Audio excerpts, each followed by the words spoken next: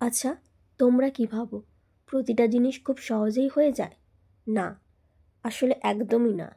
একটা হ্যান্ডমেড জিনিস তৈরির পেছনে কতটা পরিশ্রম, কতটা সময় আর কতটা ভালোবাসা লেগে থাকে সেটা ভিডিওতে সহজে বোঝা যায় না। একটা হ্যান্ডমেড থালি তৈরি করতে কতটা পরিশ্রম করতে হয় আজ তোমাদের বলি। আজ গলার ভয়েসটা খুব একটা ভালো না, ঠান্ডা লেগে গেছে, তবু তোমরা একটু শুনে নাও। শুরুতেই আমরা থালিগুলো ভালো করে ধুয়ে রোদে শুকাই। তারপর একটা সাদা রঙের বেশকোট দিতে হয়। সেটা দেওয়ার পর আমরা আবারও রোদে শুকাই। তারপর পুরো থালিটা লাল রঙে কোট করতে হয়, সেটাও আবার ভালো করে শুকাতে হয়। এরপর আসে সবচেয়ে কঠিন অংশ, ডিজাইন করা। একটা ভুল হলে আবারও ঠিক করে নিতে হয়।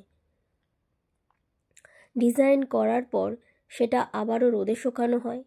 তারপরে ওটাকে আরও সুন্দর এবং চকচকে ফিনিশিং দেওয়ার জন্য ভার্নিশ অ্যাপ্লাই করে রোদে শুকানো হয়।